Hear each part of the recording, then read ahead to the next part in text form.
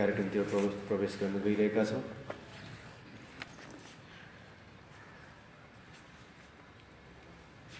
हामीले बारम्बार सुनिआएका छौँ कि भगवान बुद्धले उहाँले आफ्नो जो उपलब्धिलाई कारणद्वारा नै सफल भयो भन्नुभयो। जो कसैलाई पनि उपलब्धि चाहिन्छ, सफलता चाहिन्छ भने कारण बीज नै रोप्नुपर्ने हुन्छ र त्यो बीजबाटै फल लाग्ने हो। हामीले पनि हाम्रो जीवनमा जे इच्छा गरेका हुन्छौँ, चाहे भौतिक जगतको उन्नति होस् या चाहे आध्यात्मिक उन्नति या भनौँ ज्ञान साक्षात्कार,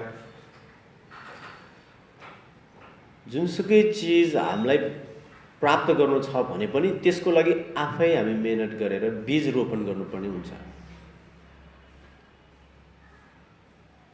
जस्तो कारण हामी बनाउँछौँ, जस्तो निमित्त हामी बनाउँछौँ, त्यस्तै किसिमको हामीलाई फल लाग्ने हुन्छ। भगवान बुद्धले भन्नुभयो, मैले लामो समयसम्म धेरै जीवन सुखमा बिताएँ, आनन्दमा बिताएँ, सफलतामा बिताएँ र यो जीवनमा मैले ज्ञान लाभ गरी बुद्धत्व पनि प्राप्त गरेँ। यो सारा उपलब्धिको कारण के हो त? के कारणले मैले यस्तो उपलब्धि गर्न सकेँ भन्दाखेरि तीनवटा चिज: दान, शील र भावना। दान दिएको फल, शीलको पालना र भावना, ध्यान, यो तीनवटा चिज गरेको कारणले मैले यी सारा चिज फल प्राप्त गर्न सकेको हो भनेर भन्नुभयो।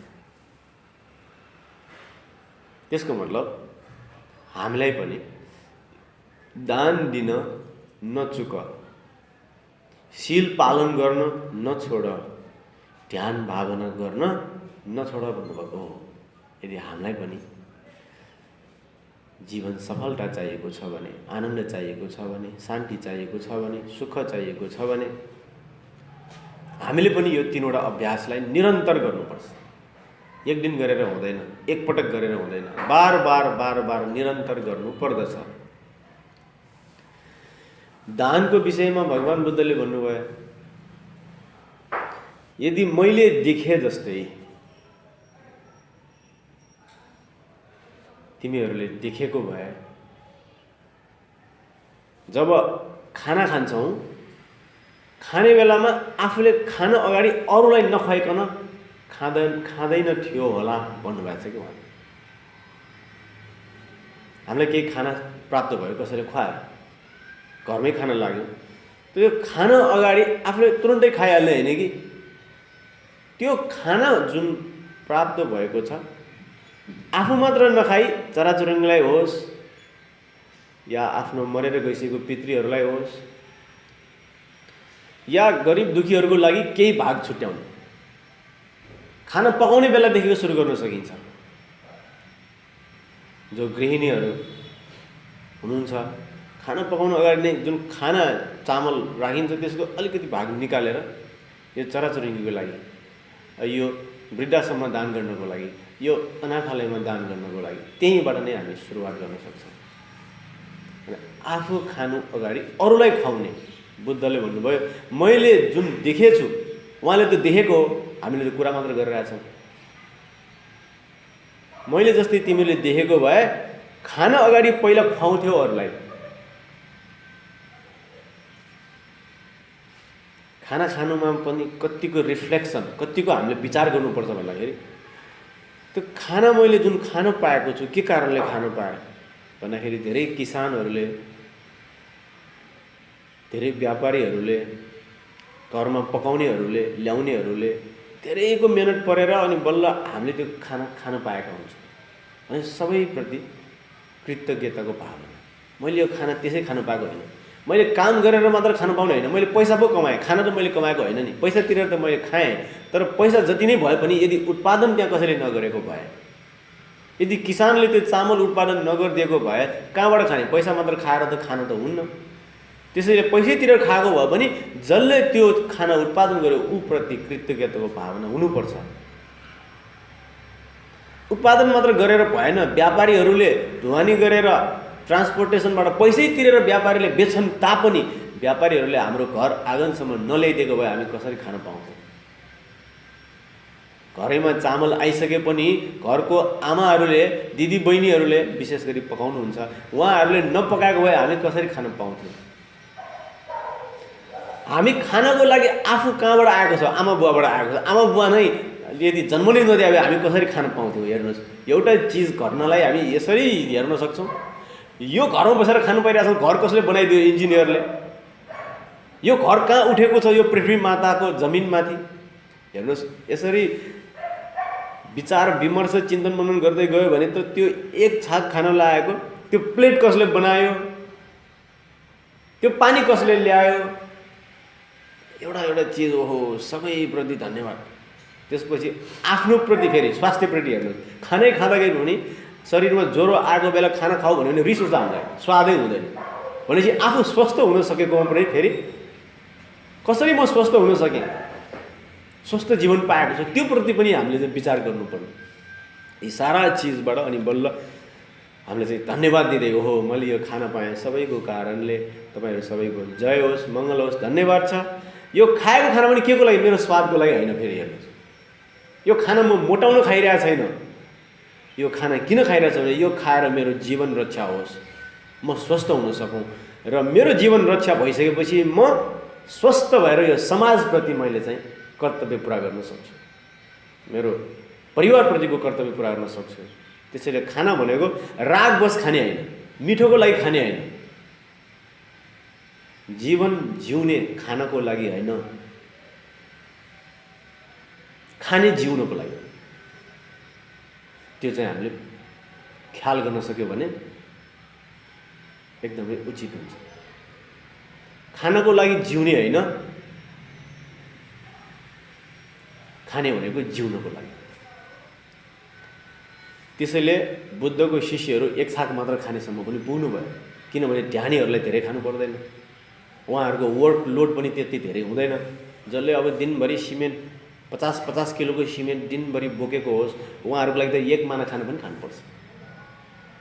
तर जो चाहिँ अब दिनभरि ध्यानमै बस्नुहुन्छ, उहाँहरूको इनर्जी कन्जम्सन चाहिँ एकदम कम हुन्छ।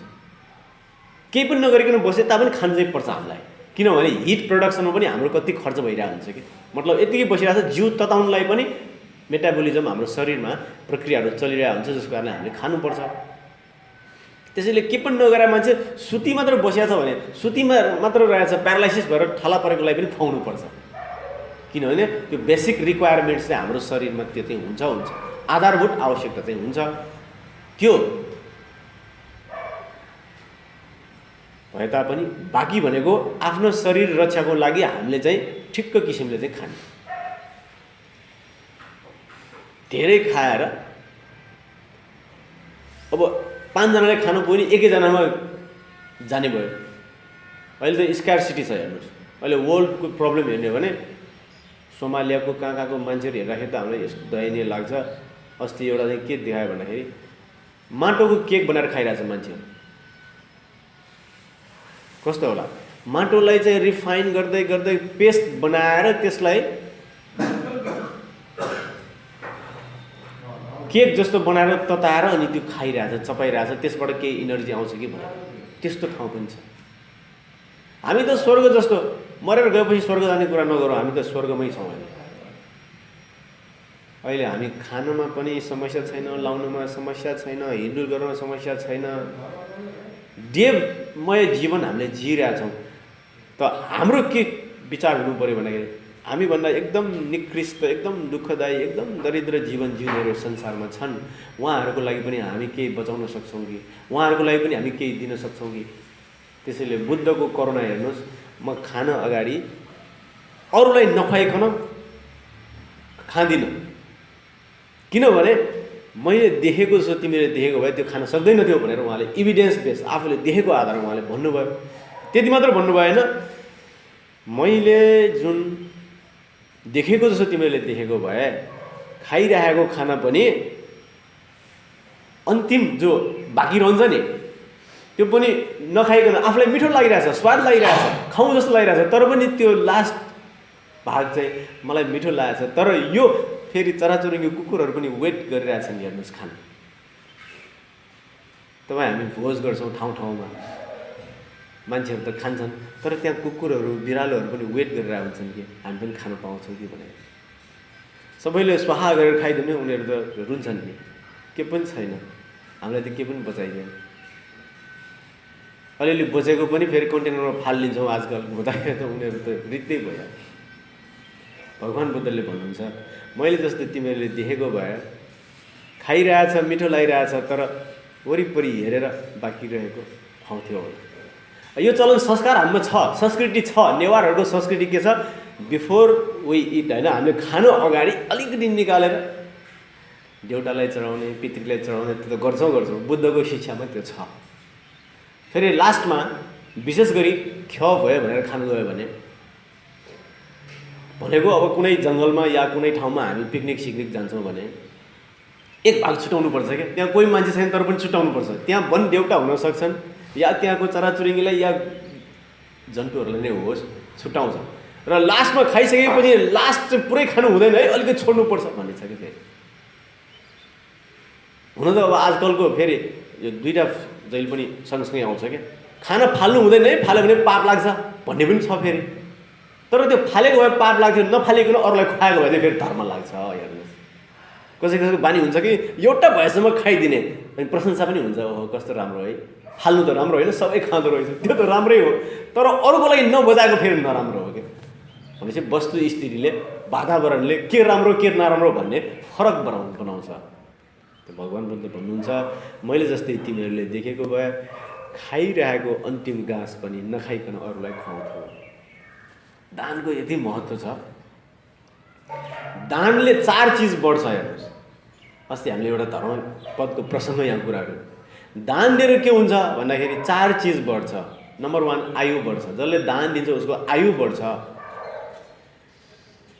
2 नम्बरमा उसको वर्ण ब्युटी बढ्छ।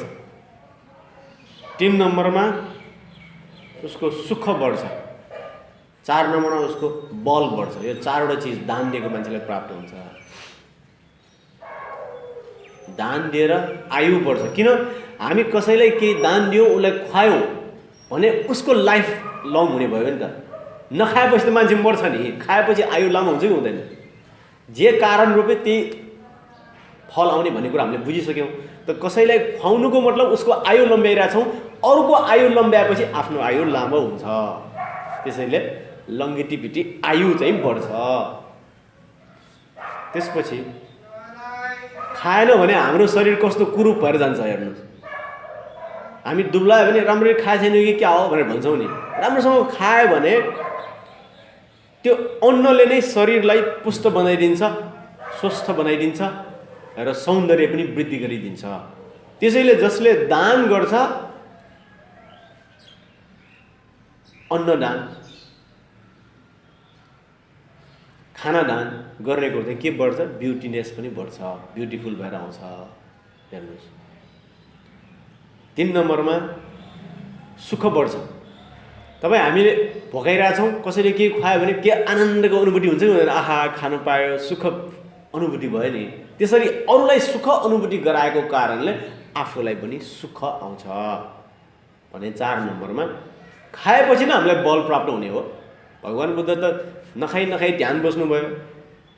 हेर्नुहोस् नखाइकन ध्यान बस्दाखेरि त आफू उठ्नेसम्म चल्नेसम्म पनि उहाँसँग क्षमता रहेन, किनभने नखाएको कारणले। बल कहाँबाट आउँछ, खाएर आउँछ। त्यसपछि उहाँले फेरि खान थाल्नुभयो।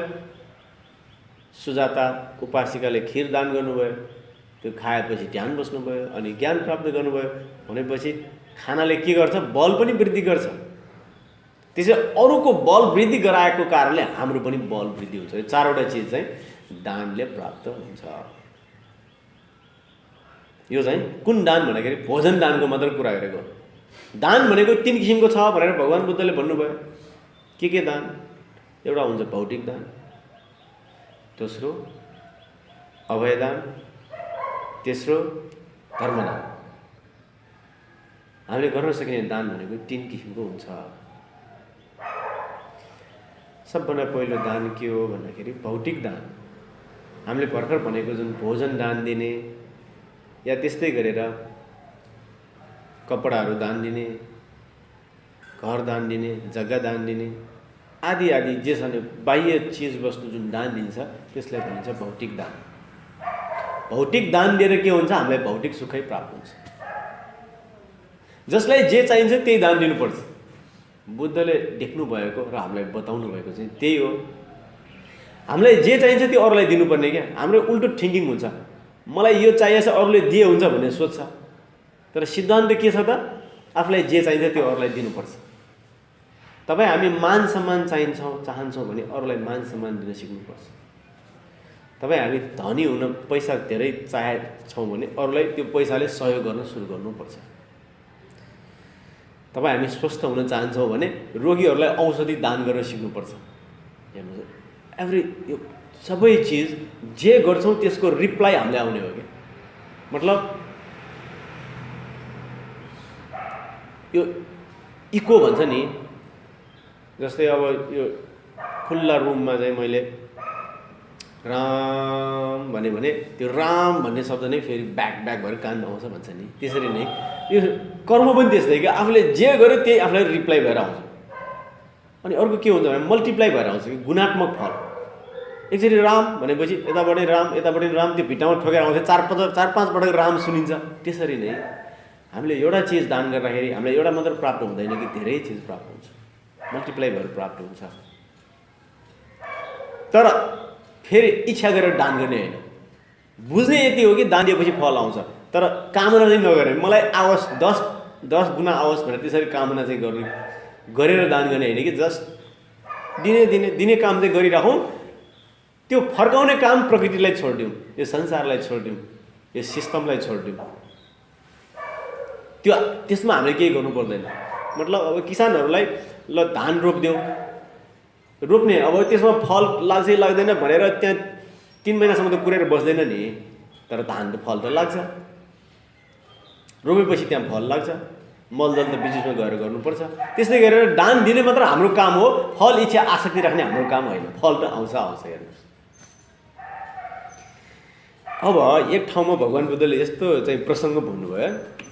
अब यो 3 किसिमको दानमा, भौतिक दानमा छौँ। अब 2टा दान पछि कुराहरू होला। एउटा यस्तो प्रसङ्ग छ, भगवान् बुद्धले भन्नुभयो, हे भिक्षुहरू, 8 किसिमको पुनर्जन्म प्राप्त गर्न सकिन्छ दान दिएको कारणले।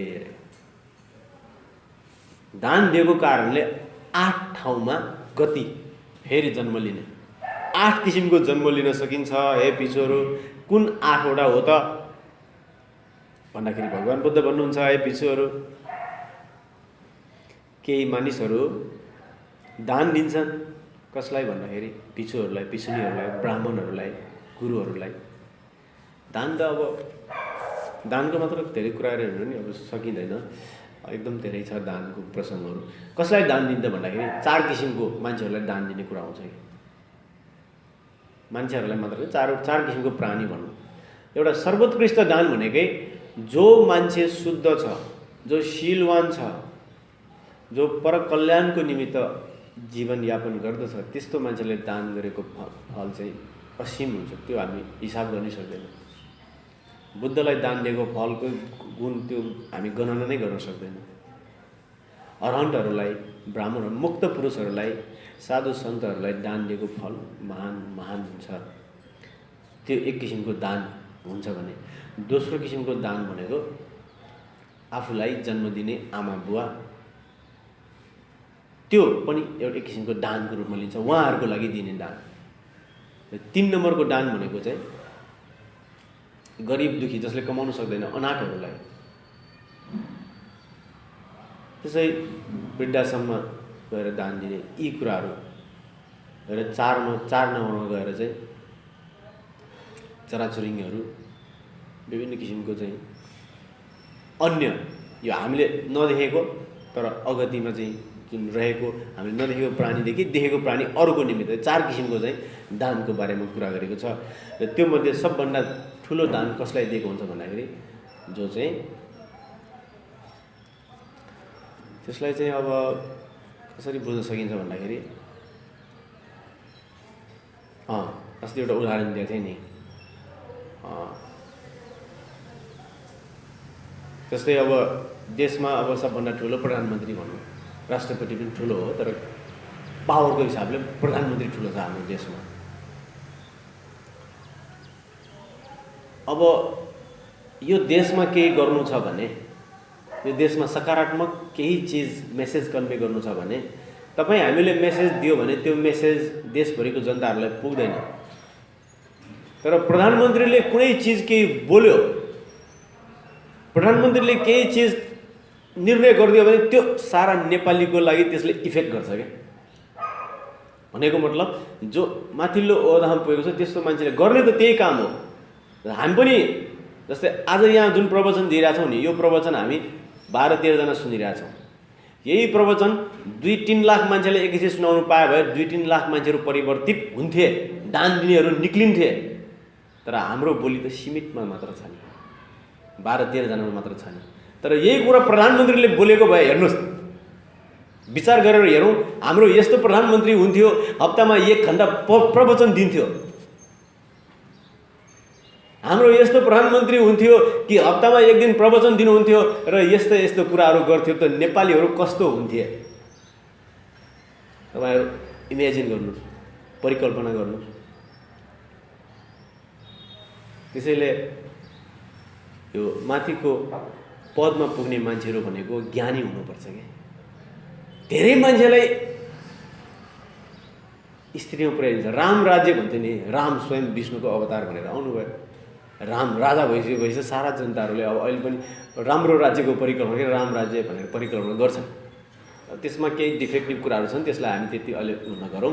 तर जे भए पनि के भन्दाखेरि जो ठुलो पदमा बसेको मान्छेले गरेको निर्णय जसरी ठुलो हुन्छ, उहाँलाई केही गराउनु पर्यो भने उहाँलाई दिएको मेसेजले काम गर्छ। त्यसरी नै यो दान दिने शुद्ध एउटा उदाहरण मात्र दिएको, जति शुद्ध भएको मान्छेलाई दान दिन्छ, दिने त त्यही 1 रुपियाँ दान, फर इक्जाम्पल 1 रुपियाँ मात्रै दान हो।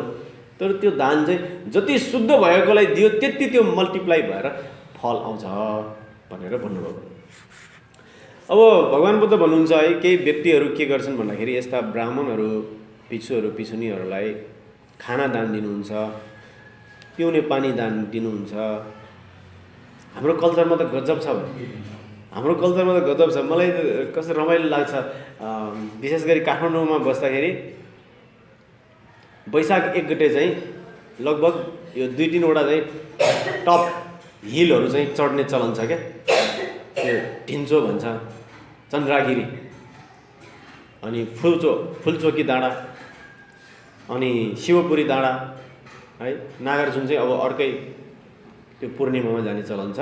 अनि त्यहाँ माथि मान्छेहरू घुम्न जान्छन्, रमाइलोको लागि, धर्मको लागि, शरीर स्वस्थताको लागि विभिन्न कारणले जान्छन्। जान्छन्। कोही मान्छे त्यहाँ के गर्न जान्छन् भन्दाखेरि पानी बोकेर लगेर त्यहाँ आउने मान्छेहरू तिर्खाउँछन्, उनीहरूलाई पानी खुवाउँछ भनेर जान्छ क्या। कस्तो अचम्म संस्कार हाम्रो रगतमा छ भने मलाई बडो खुसी लाग्छ क्या। यो कस्तो मान्छेहरू छ भने त्यहाँ पुगेपछि त मान्छे तिर्खाउँछ, तल फेदमा बसेर पानी खुवाउनुको धर्म भन्दा त्यो टपमा बसेर पानी खुवाउनु त पानी नै हो। हेर्नुहोस्, खुवाउने त 1 लिटर पानी नै हो, तर त्यो 1 लिटर पानी माथि टपमा गएर उसले खुवाएपछि उसले 1000 लिटर खुवाए बराबरको पुण्य तुरन्तै प्राप्त गर्छ। हेर्नुहोस्, यस्तो संस्कार छ हामीमा। अनि यो मच्छेन्द्रनाथको जात्रा हुन्छ ललितपुरमा। त्यहाँ जात्रा हुँदाखेरि पहिला हाम्रो चाहिँ बाजेहरू खमु भन्छ नि, बोकेर 2तिर गाग्रो, अनि त्यो पानी लिएर आउने उहाँहरू। अरू चाहिँ धर्म कमाउन देवी देवतासँग माग्न आउँछन्, करुणामय देवसँग मलाई यो देऊ त्यो देऊ, उहाँहरू चाहिँ हामी पानी दिन्छौँ भनेर दिन आउँछन्।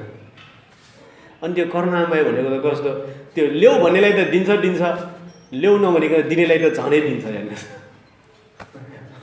त्यस्तो हुन्छ। यस्तो संस्कार हामीमा छ। त्यसैले दान दिने कुराहरू पनि खाना दान, पानी दान, ड्रेसहरू पनि दान, वस्त्र दान। हुँदा आजकल त गाडी दान पनि होला हैन। अब मालाहरू दान दिने, बास्ना आउने चिजहरू, सुत्ने आसनहरू, बत्ती बाल्ने, अब कहीँ कहीँ बत्ती हुँदैन सोलर राखिदिने होइन, त्यो पनि दान हो। यस्तो दानहरू दिन्छन् मान्छेहरू। दान दिइसकेपछि दान दिनेहरूले के सोध्छन् त भन्दाखेरि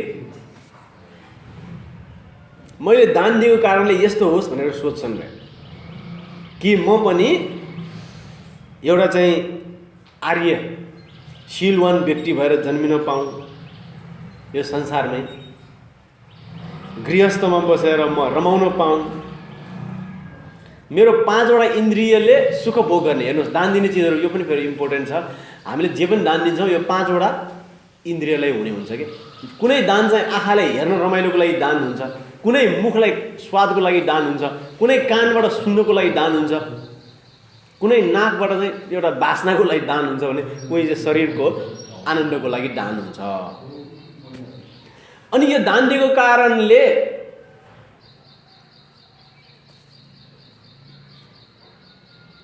अघि हामीले पढ्यौँ नि, ओम वज्रगण्डे स्वाहा, वज्र पुष्पे स्वाहा, वज्र दीपे स्वाहा, वज्र धूपे स्वाहा, वज्र नैवेद्य स्वाहा, वज्र लाजाए स्वाहा। त्यो हामी मनमनै 5 चिज दान गरेको है। हेर्नुहोस्, सिस्टम चाहिँ यसो छ। मनमनै भए पनि हामीले अघि दान गरेको हो। वज्रगण्डे स्वाहा भनेपछि नाकलाई जुन बास्ना आउने चिज दान दिएको थियो है। वज्र पुष्पे स्वाहा भनेपछि आँखालाई हेर्न रमाइलो फुल कस्तो सबैलाई मनपर्छ नि फुल। वज्र दीपे स्वाहा भनेको पनि बत्ती आँखा हेर्नेसँग सम्बन्धित। वज्र नैवेद्य स्वाहा मुखले चाहिँ खानेसँग सम्बन्धित। वज्र लाजाए स्वाहा भनेर शरीरले स्पर्शसँग सम्बन्धित। यस्तो चिजहरू मलाई पञ्च इन्द्रियलाई चाहिँ जुन आनन्द आउने रमाइलो हुने चिजहरू प्राप्त भएको ठाउँमा जन्मिन पाऊँ भनेर सोध्छन्। जब म मर्छु, मरेर गइसकेपछि म यस्तै ठाउँमा जन्मिन पाऊँ भनेर आशा गर्छन्। त्यो जुन मनमा भाव लिएर दान गर्छन् नि, त्यो गरेको कारणले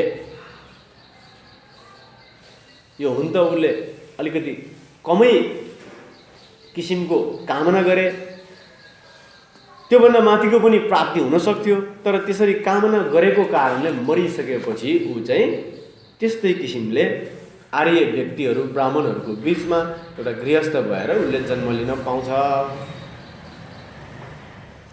तर यो कसलाई भन्दाखेरि शुद्ध चित्त भएको, शीलवान भएको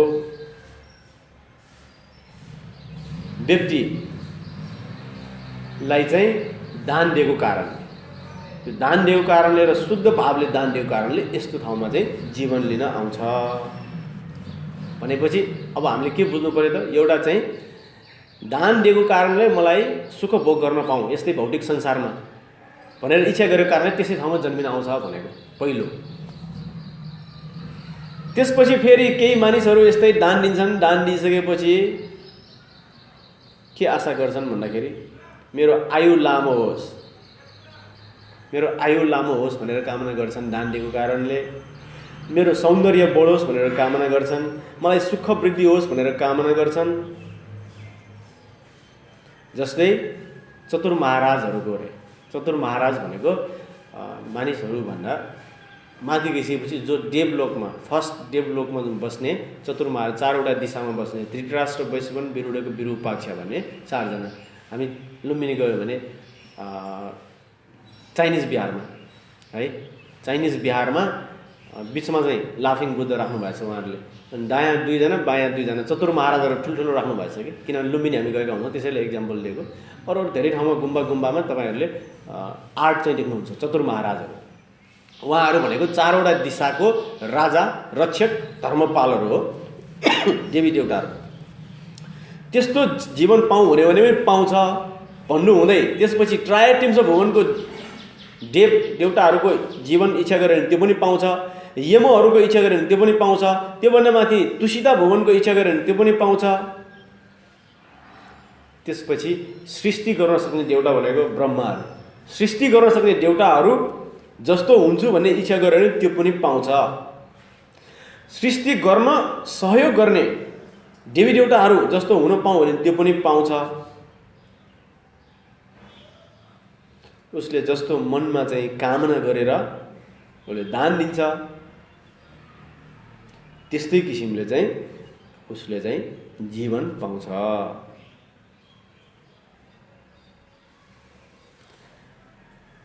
यसरी भगवान बुद्धले टहगत रूपमा दान दिएको कारणले भौतिक संसारमै सुख भोग गर्न चाह्यो भने पनि पाउँछ भने माथि जाँदै चतुर महाराजको लोक, त्योभन्दा माथि गएर त्रायतिम्स भुवनको लोक, त्योभन्दा माथि गएर तुसिता भुवनको लोक, त्योभन्दा माथि गएर ब्रह्मलोक, त्योभन्दा माथि गएर ब्रह्महरूलाई पनि अझ यसरी क्रिएट गर भन्ने, यसरी सृष्टि गर भन्ने देवी देवताहरूको लोक हुँदा हुँदा एकदम धेरै माथिको जे कामना गर्यो त्यही लोकमा चाहिँ उसको चाहिँ जन्म हुन पाउँछ। के को कारणले भने दान दिएको फलले भन्नु। हेर्नुहोस्, त्यसैले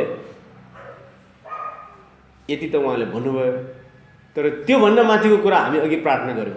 के प्रार्थना गऱ्यौँ भन्दाखेरि दान बलेन समुद्गत बुद्ध दान बलाधिगतो नरसिंह दान बलसे च श्रूयते शब्दं कारुणिक से पुरे प्रविशेत भन्यो हामीले। त्यो के भनेको दान या बल ल छपी सम्यक सम्बुद्ध जुया बिजाट। दानको बलले तपाईँ सम्यक सम्बुद्ध हुनुभयो। दान बलाधिगतो नरसिंह, दानको कारणले तपाईँ नरहरूको सिंह, जस्तै जङ्गलको राजा सिंह भए जस्तै मानिसहरूको पनि राजा, धर्म राजा, धर्मको राजा हो बुद्ध, धर्म राजा। हेर्नुहोस्, त्यो मलाई चित्तधर हृदयले एउटा सुगत सौरभ भन्ने चाहिँ खण्डकाव्य हो कि लेख्नु भएको छ कि, त्यो चाहिँ बुद्धको जीवनीसँग सम्बन्धित भयो। अनि त्यसमा चाहिँ एउटा गीत छ जुन ज्ञानमालामा तपाईँहरू गाउनुहुन्छ, जुन तपाईँहरू ज्ञानमालामा गाउनुहुन्छ। त्यो के गीत छ भन्दाखेरि एउटा चित्रण, यशोधरा हुनुहुन्छ कपिलवस्तु राज्यमा। अब बुद्धले चाहिँ गृह त्याग गरेर जानुभयो, बुद्ध भएर उहाँ फर्किनु भयो। राहुल आफ्नो छोराले त बाउको अनुहार हेर्नु पाएको छैन अहिलेसम्म, आफ्नो बाउको अनुहारै हेरेको छैन, बाउको हो चिने छैन। अनि चाहिँ भगवान बुद्ध आउनुहुन्छ, आउँदाखेरि यशोधराले आफ्नो छोरा राहुललाई भन्छ, तारा गनया मध्य शशि थे, तारा गनया मध्य शशि थे, धर्म सैन्य या सेनापति थे, भिक्षु संघया न्यो सिकी पुता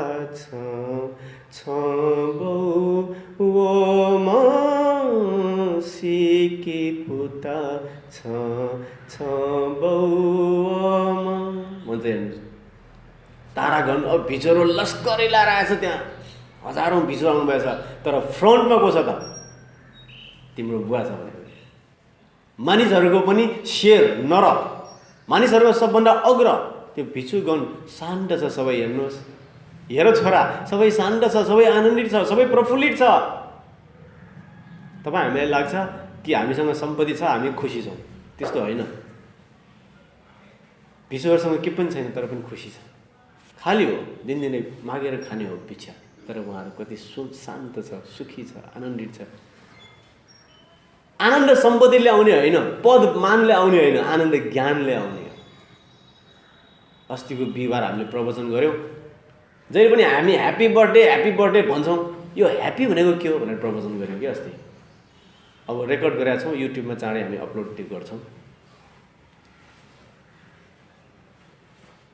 त्यसैले भिचोहरू हेर्नुहोस्, यस्तो आनन्दित भिचोहरू लस्करै आइरहेछन्। त्यो बिजाउने सबभन्दा अगाडिको,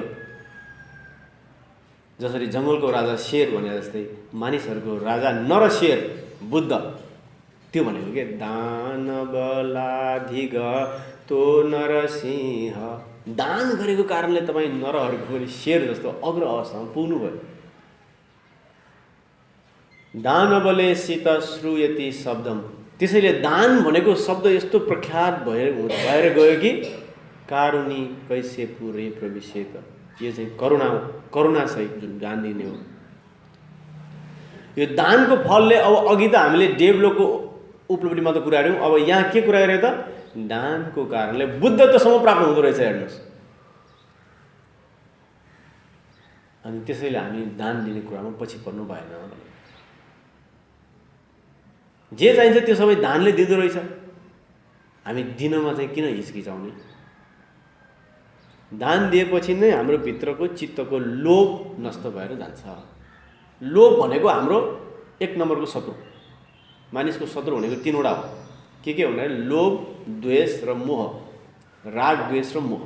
राग भनेको लोभ, द्वेष भनेको रिस, घमण्ड, बदला लिने भाव, मोह भनेको आफ्नो मेरो घर म भनेर टाँसेर बस्ने, त्यो चाहिँ गलत अविद्या, गलत धारणा। यो तीनवटा शत्रुमा एउटा शत्रु माइनस केले हुन्छ त? यो लोभ माइनस गर्ने, हटाउने उपाय भनेको दान। लोभ भनेको मसँग नभएको अरूसँग भएको मलाई भए हुन्थ्यो भन्ने भाव हो भने दान भनेको मसँग छ अरूलाई दिन्छु भन्ने भाव हो। जसरी हामीलाई एसिडिटी बढ्यो भने के हुन्छ? ग्यास्ट्राइटिस, भित्र एसिड बढ्यो भने के गर्छ? एन्टासिड खानुपर्छ के भने मतलब एसिडलाई न्युट्रलाइज गर्ने, त्यसलाई नष्ट गर्ने एन्टासिड, अल्काली भएको औषधि खानुपर्छ। त्यसपछि त्यो एसिडलाई न्युट्रलाइज गरिदिन्छ। त्यो एसिडलाई न्युट्रलाइज गर्नलाई हामीले चाहिँ एन्टासिड खाए जस्तै हाम्रो लोभलाई न्युट्रलाइज गरेर दान दिन सिक्नु पर्यो भनेको। अब द्वेषलाई न्युट्रलाइज गर्न के गर्नु पर्यो? शील पाल्नु। अब मोहलाई नष्ट गर्नु के गर्नेलाई? मोहलाई नष्ट गर्न चाहिँ ध्यान भावना। तीनवटा शत्रु छ, तीनवटा चिज फोहोर छ हामीसँग। त्यो तीनवटै सफा गर्ने उपाय भनेकै दान, शील र भावना हो। त्यसैले बुद्ध पूर्ण रूपमा कमलको फुलको रूपमा फुल्नु भयो, प्योर भयो, माइन्ड पुरा सफा भयो, के पनि बाँकी रहेन उहाँमा। भनेको त्यहाँ राग पनि छैन, द्वेष पनि छैन, मोह पनि छैन, घमण्ड पनि छैन, ईर्ष्या पनि छैन, के पनि नभयो। त्यो अवस्थामा उहाँ पुग्नु भयो। कसरी पुग्नु भयो भन्दाखेरि यही अभ्यासले भनेको दान, शील र भावना। त्यसैले हामीले आज विशेष दानको कुरा गऱ्यौँ, शीलको कुरा पनि हामी गर्छौँ र भावनाको कुरा पनि गर्दै जाउँला। त हामीले सिक्नुपर्ने हाम्रो जीवनलाई कसरी सफल बनाउने, यो जीवनमा पनि यो पछिको जीवनको मात्र कुरा होइन। आज गरेको फल भोलि पनि आउँछ, पर्सि पनि आउँछ, अर्को हप्ता, अर्को महिना, यही जीवनमा पनि आउँछ, मर्ने बेलासम्म पनि हुन्छ। मरेर गइसकेपछि पछिसम्मलाई पनि हामीले गरेको कर्म पछि लाएर आउँछ, हामीले गरेको पुण्य पछि लाएर आउँछ। त्यसैले दिनमा नचुकौँ। दानम विभूषणम लोके भन्छ कि फेरि दान भनेको यो विभूषण, आभूषण हो। दान दिएको मान्छे के नाम आउँछ क्या? अब हामी यहाँ कार्यक्रम गर्दाखेरि जहिले पनि पुष्परत्न वज्राचार्यज्यूलाई हामी नमस्कार वन्दना किन भन्छौँ? हिरारत्न यो हिराकाजी साकेलाई हामी वन्दना किन भन्छौँ? यो हिराकाजी साकेले यो भवन बनाइदिनु भयो। पुष्परत्नज्यूले चाहिँ उहाँले आफ्नो जग्गा बिहार बनाउनु भयो भनेपछि दान दिएको कारणले उहाँहरू बितेर जानुभएको कति वर्ष भइसक्यो, तर पनि उहाँहरूको नाम आइरहेछ कि छैन? त्यो आभूषण हो क्या, विभूषण हो। दान दिएको मान्छेहरूको गहना हुन्छ दान भनेको। दानम विभूषणम लोके दानम दुर्गति निवारणम। जसले दान दिन्छ त्यस्तो मान्छे दुर्गतिमा जन्म हुँदैन। दुर्गति भनेको के? नर्कमा जानु पर्दैन, प्रेतलोकमा जानु पर्दैन, तिर्यक लोक भनेको यो चाहिँ पशु पक्षी भएर जन्म लिनु पर्दैन भनेको छ क्या। दान मात्र दिएको कारणले नर्क निरोध, प्रेत निरोध र तिर्यक योनि पनि निरोध भएर सुगति प्राप्त हुन सक्छ। दानम दुर्गति निवारणम, दानम स्वर्गस्य सोपान। यो त भर्खरै कुरा भयो। दानले स्वर्ग पनि प्राप्त हुन्छ। अब स्वर्ग मात्र होइन, ब्रह्मलोक त्योभन्दा माथि पनि प्राप्त हुने कुरा बुद्धले यहाँ भनिसक्नु भयो। दान शान्ति कर शुभम। दानले शान्ति पनि दिन्छ। दान दिएपछि मनमा आनन्द आउँछ। आहा, भिक्षुहरूलाई, ब्राह्मणहरूलाई तपाईँ दान दिनुहोस्। दान दिएपछि भित्र आनन्दको अनुभूति तुरन्तै इमिडिएट हामीलाई फिल भइहाल्छ। यसरी दानको एकदमै प्रशंसा चाहिँ बुद्धले गर्नुभएको छ। र बुद्धले मात्र नभनौँ, अन्य धर्म दर्शनमा हिन्दू धर्मले पनि दानलाई एकदमै महत्त्व साथ अगाडि बढाएको छ भने क्रिस्चियन धर्म पनि उत्तिकै, मुस्लिम धर्म पनि उत्तिकै छ। क्रिस्चियनहरूले पनि अब नेपालमा जति पनि एडहरू आइरहेछ नि, हस्पिटल चलाइरहेछ। अब UN मिसन भनेर अस्पतालै चलाइरहेछ। केबाट भने दान दिएर हो। विदेशमा उहाँहरूले दान दिएको पैसा यहाँ आएर चलिरहेको हो। अहिले लायन्स क्लब भन्छ, धेरै क्लबहरूले कति पैसा आएर यहाँ धेरै सामाजिक सुधार कार्य गर्नुहुन्छ। त्यो कसरी भएको? त्यहाँको मान्छेहरूले दान दिएर आएको हो।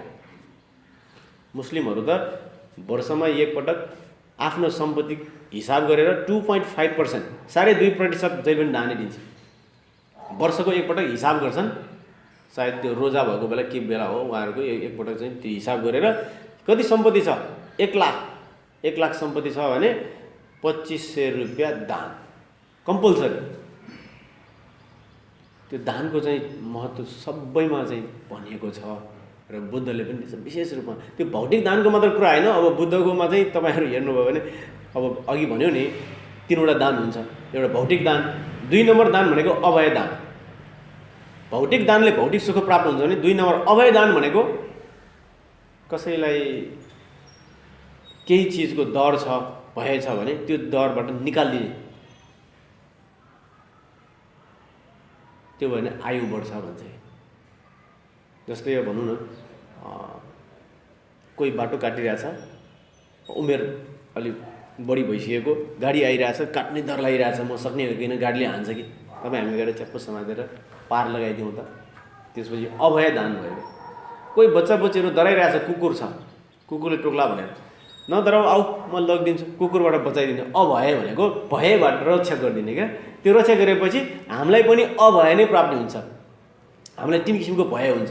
एउटा हाम्रो शरीरभित्रबाट आउने रोगको भय, अर्को चाहिँ बाहिरबाट आउने एट्याकको भय, अर्को चाहिँ कहाँबाट आएको थाहा नहुने 3 किसिमको भयलाई हामीलाई हुन्छ।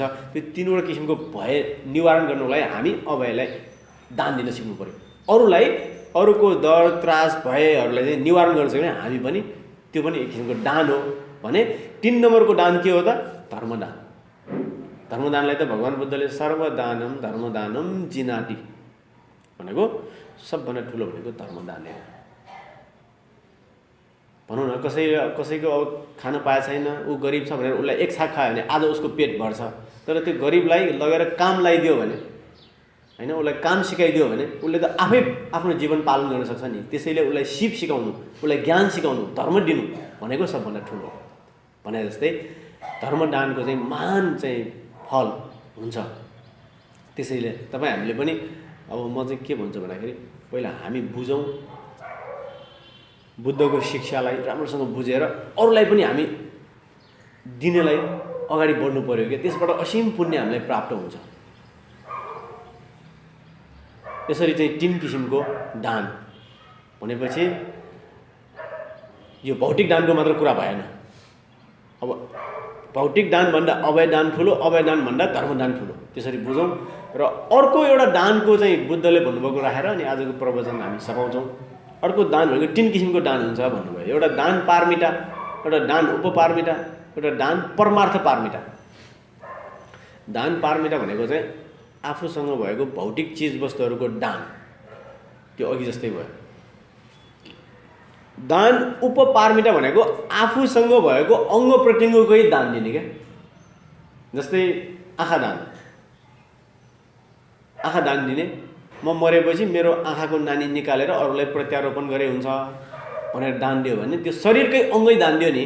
अघिको यो घरै दान दिएसम्म त त्यो बाह्य मात्र चिज हो। अब मेरो शरीरमै भएको चिजै दान दिन्छु भन्यो भने त्यो भन्दा उच्च भयो क्या। अब कसैले अब किडनी दान गरेर हुन्छ। अब सबभन्दा सजिलो उपाय भनेको ब्लड दान, रगत दान। किनभने रगत त फेरि के भयो त, आफूमा त्यो 1 पिन रगत घटे पनि आफूलाई तुरुन्त केही हुने होइन। तर प्रेसर नभएको मान्छे चाहियो, सुगर नभएको मान्छे चाहियो, होइन, स्वस्थ मान्छे चाहियो, रोग अब भित्र सर्ने रोगहरू नभएको मान्छे चाहियो। त्यस्तो हो भने चाहिँ 3 महिनामा 1 पटक रगत दान दिन सक्छ भन्छ। त्यसैले हामीले विचार गर्न सक्छौँ कि वर्षको 1 दिन सक्छौँ कि 5 वर्षको 1 दिन सक्छौँ कि रगत दान दिनु। त्यो दान पारमिता भन्दा 1 तह माथिको भनेर हामीले बुझ्नुपर्छ। दान उपपारमिता भन्छ। आफ्नो शरीरकै अङ्ग प्रत्यङ्ग दान दिने। कसैले त म मरेपछि पोस्टमार्टम गर्नु मेरो होल बडी युज गरे हुन्छ भनेर लेखेर गएको हुन्छ कि। मतलब आफ्टर डेथ त खास त अब खरानी भएर जाने शरीर हो, तर समबडी विल स्टडी होइन, पढ्छन्, यो चिरफार गर्छन् र जीवनमा ज्ञान प्राप्त गर्छन् भने मेरो शरीर पनि प्रयोग गरोस् भनेर त्यसरी दान दिएर जानेहरू पनि छन्। त्यसरी शरीर अङ्ग प्रत्यङ्ग दान दिने उपपारमिता हो भने त्योभन्दा नि माथिको दान भनेको दान परमार्थ पारमिता। त्यो भनेको अरूलाई यदि केही समस्या छ समाधान गर्न सकिन्छ भने मेरो प्राण नै म त्याग गर्न तयार छु भन्ने के। जस्तै हामी चाहिँ नमो बुद्धमा चाहिँ महासत्व नामको चाहिँ बोधिसत्व जो बुद्धको पूर्वजन्ममा त्यो बाघको बच्चाहरूलाई दुध खुवाउनुलाई दुधै नआइरहेको अवस्थामा धेरै करुणा लाएर आफ्नै मासु काटेर खुवाए, हुँदा आफ्नो प्राण नै उत्सर्ग गरे भनेर हामी पढ्न पाउँछौँ। त्यो भनेको परमार्थ पारमिता। तर हामीले ख्याल गर्नुपर्छ के त एकैचोटि परमार्थ पारमितामा जानु हुँदैन। फेरि हामी त्यो बोधिसत्वहरूलाई मात्र हो, उहाँहरूसँग त त्यो असीम पुण्य भइसक्यो। हामी त अहिले तुरुन्तै हाम्रो जीवन गयो भने त धर्म गर्ने समय त हामीसँग भएन नि। त्यसैले बडो विचार गरेर जानुपर्छ। भौतिक दानै मात्र दिए पनि बडो ख्याल गर्नुपर्छ। दान दिनु त पर्छ भन्दा भने घरको मान्छेले सोध्नुपर्छ। श्रीमानले दान दिने भए श्रीमतीलाई सोध्नुपर्छ, श्रीमतीले दान दिने भए श्रीमानलाई सोध्नुपर्छ। नभए यहाँ यति दान दिएर नाम प्रतिष्ठा लिएर त गयो, घरमा यसरी गाली खाएको भयो भने घरमा गएर खाने चिज नहुने गरी दान दिएर गयो भने त भएन नि। त्यसैले भौतिक दानलाई पनि विचार गर्नुपर्छ। फेरि उपपारमितालाई पनि सोध्नुपर्छ। रगत दान जस्तै एक दुई पटक रगत दान दिने मौका पाएको थिएँ इमर्जेन्सी पर्दाखेरि। तर रगत दान दिँदाखेरि आफैले नै प्रब्लम भएपछि मैले रगत दान दिने बन्द गरेँ। आफ्नो स्वास्थ्य बिग्रिने गरी दान दिनु पनि भएन क्या फेरि। भने अब परमार्थ पारमिता त हामी पुग्ने बेला भएको छैन, त्यसमा हामी नजाउँ। तर के सिक्नु पऱ्यो, कम्तीमा दिनको 1 रुपियाँ दान दिन सकिन्छ कि, दिनको 2-4 वटा चामल दान दिन सकिन्छ कि, र केही नभए पनि मनमनैबाट भए पनि रत्नमण्डल अघि दान दिने संसारै दान दिए तपाईँहरूलाई भनेर भन्न सक्यौँ भने पनि मनबाट मात्र भन्न सक्यौँ भने हामीलाई असीम पुण्य हुन्छ भन्ने कुरा राख्दै दानशील भावनामा हामी अगाडि बढौँ, हाम्रो जीवन सफल गरौँ र अरूको जीवनलाई पनि सफल पार्न अगाडि बढौँ। सर्वप्रकारम जगतो हिताय।